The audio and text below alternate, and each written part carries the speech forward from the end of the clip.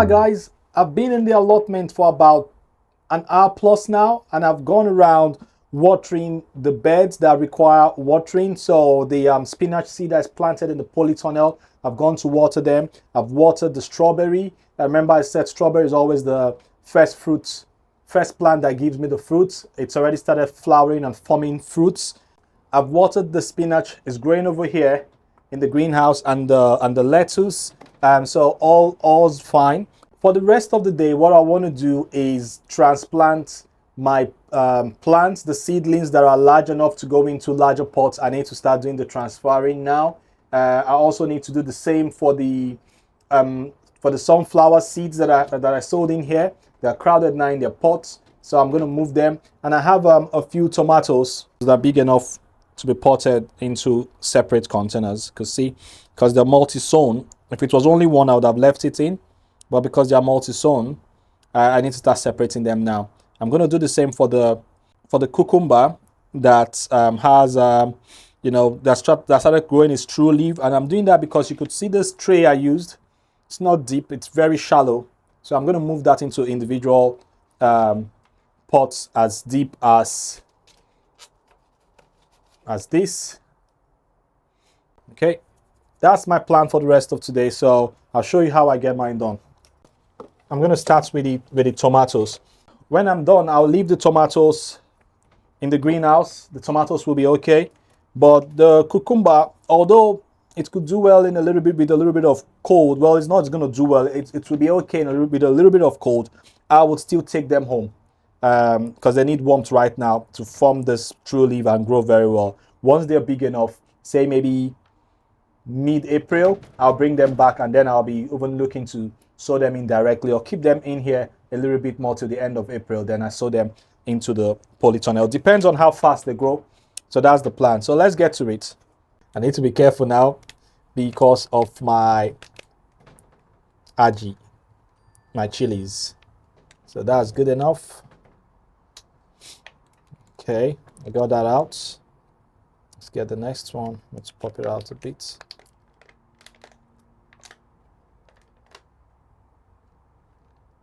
Okay, the advice is always hold it or the leaves, not the stem, because the stem might break and it will take it a while to grow. But sometimes when I hold the leaves, the leaves breaks off and I can't pull it out. So I gradually hold the stem. I'm gentle with them when I'm holding the stem. So okay. So next thing is just to fill these pots with compost. Tomato will thrive.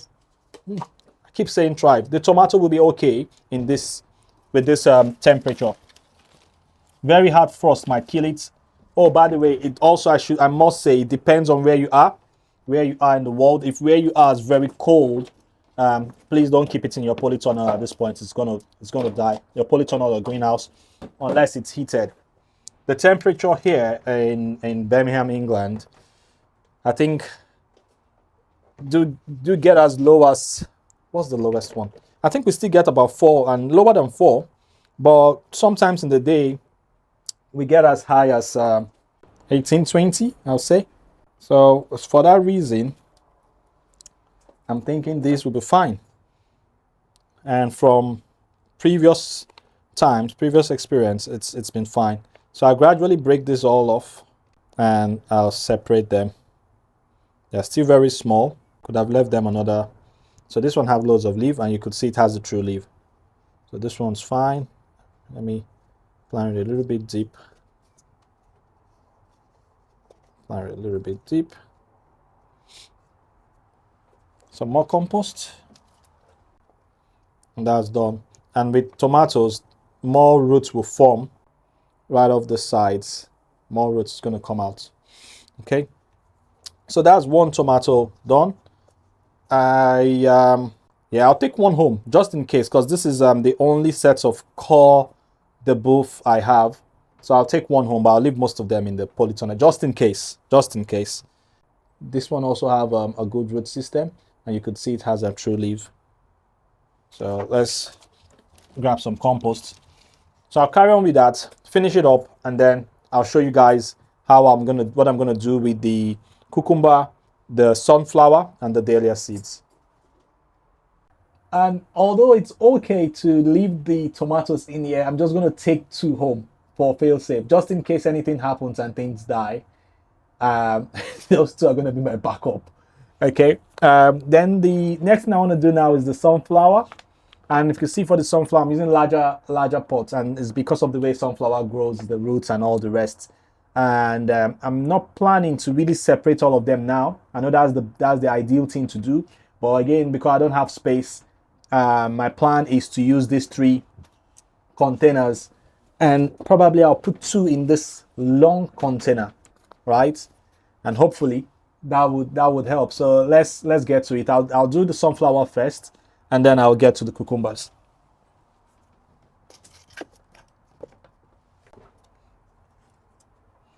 Okay, this is how the sunflower currently looks, and you can see the roots are already coming out from the bottom. The length's about the same, so it won't help so much, but at least the width is more, so maybe that would help. Hence the reason I'm using this longer one also. So good root system, good growth. Look at the roots all around. It's good. Okay. So I'll break them all off gently, pull them apart. The compost is not too dry. It's wet, but it's not too wet, so I could work with this. Separate them gently. Those ones are refusing to pull off. Okay, I've got a separation. So this looks like the biggest. This is the one that's going to be like the trophy, the trophy one. Okay, so just going to pop that in here. Okay, that's the sunflower done.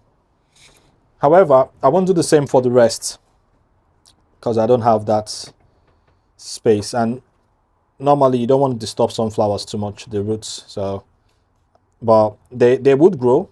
The only thing is when you disturb the roots like this, they might not be the giants you want, So if you want the giant ones, ensure when you sow them individually into separate pots. Or if you use a tray, make sure you're using a tray that has a module, have different compartments, and when you bring them out, good, they stay apart and you can go from there. But I don't mind, really. I don't mind. So long as I see those lovely flowers, I'm happy. So I've done the sunflowers, and a few of them you can see have more than 2 or 3 in there. They're still small, so I've done it that way. But the larger ones with true leaves, I've like that one. That one, I expect that to grow very big. This one's gonna do well, I think, and the rest, whatever I get is fine, so long as I get those lovely flower heads. Now I just want to quickly do the cucumber. I didn't touch this one. I'm gonna leave them some more. I'm running out of time, so I'm leaving that one. I'll touch them next week. But let's quickly do the cucumbers because I need to go back home with them. Okay, so I have the cucumber here, but again, it's too early to leave them outside, I think. So the main reason I'm even transferring this is because of the tray is quite, the tray is quite shallow. So I'm gonna just start. I'll put my hand in this way and pick it up. I've already concluded that whatever else is here that hasn't germinated is okay. I have about 9 here, so it's fine. So I just put my hand in there, grab that out from the bottom. You can see the roots, it's doing well. So I'll grab this one, give it a container for itself, just one container for it. Create a hole in here. I want everything, all the roots, to go inside without me having to push too much. Better if you could just drop it in without even, pushing at all. Okay, so I bury it this way, making sure I leave it up to the point or near to the point where it was before, from the place the seed germinated, the tray. So that's one done. I'll go for the other one, and I'll show you this one again, and then we'll leave it at that. The dahlia seeds, maybe I'll pick 1 or 2, but I might be tempted to leave it for next time I'm here because of time. So again, we have the tray, 8 still remaining. I want to go for another big one. I've started from here already, so I'll just continue from this end. Put my finger down, right? Put my finger, 2 fingers down to the bottom with my thumb supporting. I grab that, and that's it. No roots breaking, nothing. And that's it. You can see the roots. Good enough. Okay, drop that back and put it in deeply over here. Well, let it drop deep, but don't bury it deep, if you get what I mean. Just drop it in, and I'm going to maintain the compost just being around where it was before, which was there, right? See that there. So I bring to that compost that I had, the extra ones that was inside, and that's it. That one done. Okay, so I'm going to continue with this, and I'll show you how everything looks at the end. But right now, sake of time, I need to get this work completed, watered, before I take it home. So the only thing left to do now is to water all of these. Let me go back as much as possible. And that's all I've transplanted. Okay, so I ended up having to do the dahlia, and what I did was just to pick out, scoop out rather than pick, scoop out two clumps. I put that in here. I put another 2 here, and I think we have another 2 there. So just in case anything happens with the ones in the tray, I've got these ones now separated, and hopefully they grow a lot better. And that's the cucumber. That's one of the cucumber. This one's a sunflower. There's big pots. There's big pots of sunflower also. I'll take 2 of the biggest cucumbers home. I'll take 2 of the biggest tomatoes home. I'll also take 2 of the largest sunflower home, just in case anything happens. I'll leave the rest in the polytunnel. Okay, so that's everything we've transplanted today. The only thing remaining to do is the watering. So I'm just going to water them now. Is the first watering for all of them. I'm going to water from the top. Normally you want to put it in a tray and soak them all up from the bottom. Because I'm going to leave in a few minutes time, I can't wait for it to, soak from the bottom. But if you're doing this and you have time, I would advise you water that way, because that's where you're sure the water's gone underneath, got to the roots, and also you help the plants in general, from not dying out from being overwatered and not getting disease. You leave moisture off the leaves and all that. But for sake of time today, I'm just gonna do it this way. Still have the dahlia seeds. We ended up getting, okay, let's do a count. I'll do a count for the dahlia seeds. So I have 6 already there, 3 pots with 2 in each. So I got 7, 8, 9, 10, 11, 12, 13, 33, 34, 35, 36. So out of about 100 seeds, I got about 36 to germinate. Maybe some more might come off. There's one coming out here, so 37. More would come off this, I believe, as it gets warmer. But so far, this is more than enough for what I want to do. So I'll carry on with this. But guys, thanks. I appreciate your support. I appreciate the time you spend watching these videos. I hope they've been informative, and you do get to see some easy ways of doing things that saves you time, saves you money, things like that, and encourages you to continue gardening. That's the essence of this channel. We're trying to do things whereby we're cutting out all the complicated, complex things, and we're going straight into it. Right now, every single thing I planted have germinated. Not all the varieties, but everything. The chilies, the tomatoes, the watermelon, the cucumber, and they all germinated without heat mats, right? So if you're the person who wants your tomatoes and your chilies to germinate maybe in a week or 2, you want to see them move fast, then definitely use a heat mat. If you're somewhere that's way colder than the UK, or should I say, way colder than Birmingham, England, so if you're up north in Scotland and you want your stuff to germinate a lot earlier, then yes, use a heat mat. But Wherever else you are in the world, you know, maybe hotter climate and things like that, you don't need heat mats. Just grow your seeds. It would grow. It's literally that way. We do spend this extra time in the UK because the weather is not so great over a long period.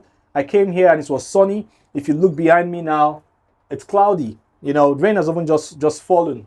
But if you're in a hot region, you don't need all these heat mats and this and that. Just put it where there's sunlight. In fact, you could even just place your seed right in the ground and they would grow.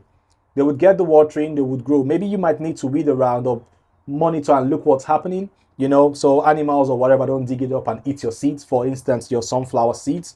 Um, but yeah, it's quite easy, and I would like to encourage you to give gardening a go. It goes beyond just the normal, we want to grow, get the fruits, get the food, you know, get the veg. It's also therapeutic. It helps you relax. It helps you engage. It gives a sense of purpose in some way. You know, you take something from start, you plant it, you nurture it till it becomes something, right? And then you get the fruits from it. It's I think it's something to do with what's innate within us, you know. I believe many years ago, this is how we all get our food. We farm, we cultivate plants, or we forage, you know, go into the forest to get food, climb trees, whatever. I'll take off the climb trees. But this thing is therapeutic and it helps. It helps a lot.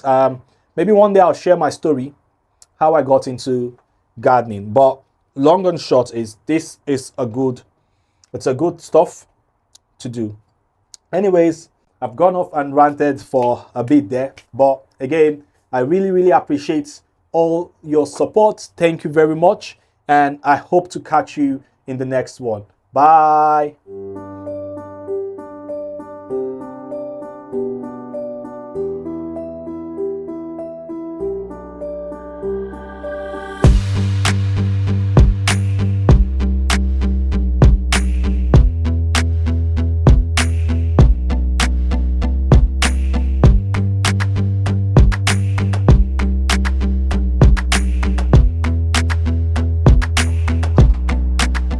I must say another reason to have more than one or two of these germinate is because there's still going to be the season for the slugs.